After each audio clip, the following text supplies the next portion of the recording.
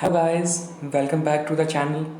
तो आज मैं आप लोगों को महेंद्र सिंह धोनी का स्केच जो मैं पहले ही अपलोड कर चुका हूँ, जो कि टाइम लैप्स था, उसकी शेडिंग वीडियो मैं आज अपलोड कर रहा हूँ।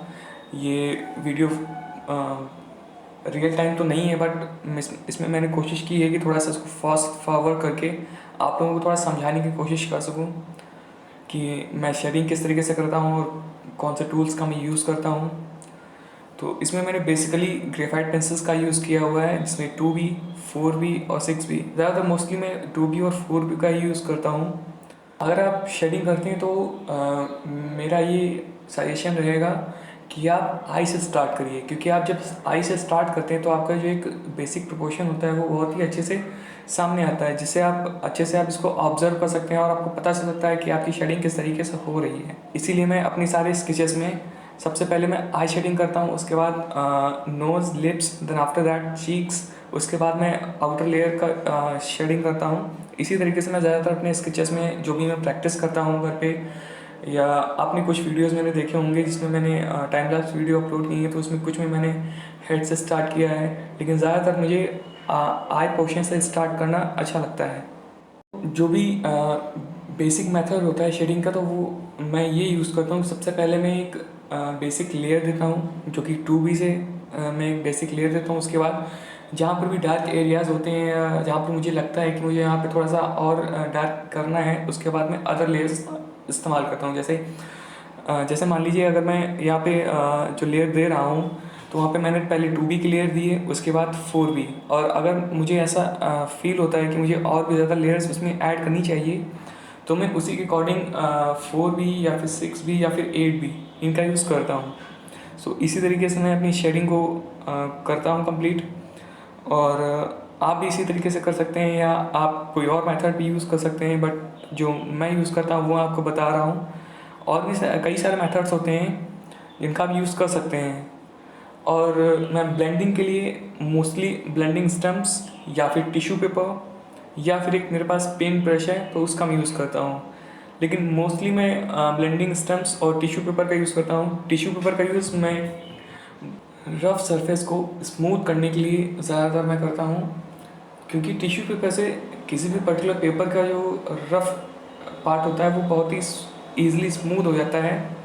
और इससे एक और चीज़ होती है, जिससे कहीं भी अगर आप शेडिंग कर रहे हैं तो वहाँ पे कोई भी पैचेस नहीं आते हैं, कि इससे बिल्कुल स्मूथ शेडिंग होती है, एक लेयर होती है, इसमें आपको कहीं भी कोई भी पैचेस नहीं दे सकते हैं। तो मैं आपको ये सजेशन ज़रूर दे सकता हूँ कि अगर आप बिगिनर हैं तो आपको टिश्यू पेपर का यूज़ ज़रूर करना चाहिए। टिश्यू पेपर का यूज़ लार्जर एरिया के कर सकते हैं। अगर आपके पास जो एरिया बहुत ही शॉर्ट है, जैसे लिप्स का एरिया हो गया या फिर आइज़ का हम कह सकते हैं, तो वहाँ पे आप ब्लेंडिंग स्टम्प्स का यूज़ कर सकते हैं, क्योंकि ब्लेंडिंग स्टम्प्स में अलग अलग साइज़ के स्टम्प्स आते हैं, तो वहाँ पे उनके लिए वो यूज़ ईज़िली हो सकता है। बाकी अदर एरियाज़ के लिए टिश्यू पेपर या फिर आप ब्रश का यूज़ कर सकते हैं। ब्रश का यूज़ आप मोस्टली अगर आप चाहें तो हेयर्स के लिए कर सकते हैं, क्योंकि हेयर्स में आप ब्लेंडिंग स्टम्प का यूज़ करेंगे तो वहाँ पे पैचेस रहने का खतरा ज़्यादा रहता है। तो आप जैसा देख रहे हैं कि मैं भी वही अपना एक फार्मूला अप्लाई कर रहा हूँ। सबसे पहले मैं एक लेयर प्रोवाइड करा रहा हूँ अपने स्केच को, उसके बाद मैं फ़ोटो के अकॉर्डिंग देख रहा हूँ कि वहाँ पे उसके ऊपर और लेयर देनी चाहिए नहीं देनी चाहिए। अगर प्रोवाइड कराना ज़रूरी है तो मैं वहाँ पे उसके ऊपर और लेयर अप्लाई कर रहा हूँ, जैसे 4B, या फिर और अगर ज़्यादा डार्क है तो मैं 8B का भी यूज़ कर रहा हूँ, 6B का यूज़ कर रहा हूँ। तो अगर आप भी बहुत अच्छी तरीके से शेडिंग करना चाहते हैं तो आपको बस ये करना है कि आपके पास जो भी फ़ोटोग्राफ है, जो भी आपका रेफरेंस फ़ोटोग्राफ है, जिसको आप ऑब्ज़र्व करके आप अपना स्केच बना रहे हैं या फिर उसकी शेडिंग कर रहे हैं, तो आपको बस इतना करना है कि उसको आपको बहुत ही अच्छी तरीके से ऑब्ज़र्व करना है कि किस तरीके से फ़ोटोग्राफ में कहाँ पे डार्क एरियाज़ हैं, कहाँ पे लाइट एरियाज़ हैं। इस तरीके से आप अगर आप प्रैक्टिस करते रहेंगे तो आपको बहुत ही जल्दी आप उस चीज़ को कवर कर पाएंगे, कि आपको समझ में आने लगेगा कि किस तरीके से आपको शेडिंग करनी है। हालांकि मैं भी जब स्टार्टिंग में शेडिंग करता था तो मुझे भी काफ़ी ज़्यादा प्रॉब्लम्स आती थी, बट मैं धीरे धीरे प्रैक्टिस हुई और सबसे ज़्यादा मैंने ऑब्ज़र्व किया फ़ोटोज़ को। जो भी आप फ़ोटोज़ देखते हैं उनको आप ऑब्ज़र्व करिए अच्छी तरीके से, तभी आपको पता चल सकता है कि आपको कहाँ पे किस तरीके से आपको ब्लेंडिंग करनी है, या फिर कहाँ पे आपको किस तरीके से कौन सी लेयर प्रोवाइड करानी है। या फिर आपको कहाँ पे कौन से पेंसिल का यूज़ करना है।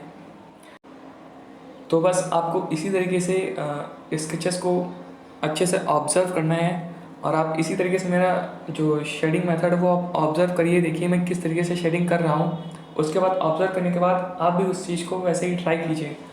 आप जितनी ज़्यादा प्रैक्टिस करेंगे उतने ज़्यादा आपके जो स्केचेस हैं उनकी क्वालिटीज़ अच्छी होती चली जाएगी। मैंने भी जब मैं स्टार्ट किया था तो मेरे भी स्केचेस इतने अच्छे नहीं होते थे, बट मैंने प्रैक्टिस की है, और प्रैक्टिस के बाद अब थोड़ा बहुत मेरा स्केचेस थोड़े से बेटर होने लगे हैं, और मैं अभी भी प्रैक्टिस ही कर रहा हूँ। मैं हर बार कुछ ना कुछ ट्राई करता रहता हूँ। मैं कई सारे स्केचेस चारकोल पेंसिल से ट्राई करता हूँ, कुछ कई सारे स्केचेस ग्रेफाइट से ट्राई करता हूँ। तो मैं एक्सपेरिमेंट्स करता रहता हूँ, बट आपको बस ऑब्जर्व करना है अच्छे से कि मैं किस तरीके से ये शेडिंग कर रहा हूँ।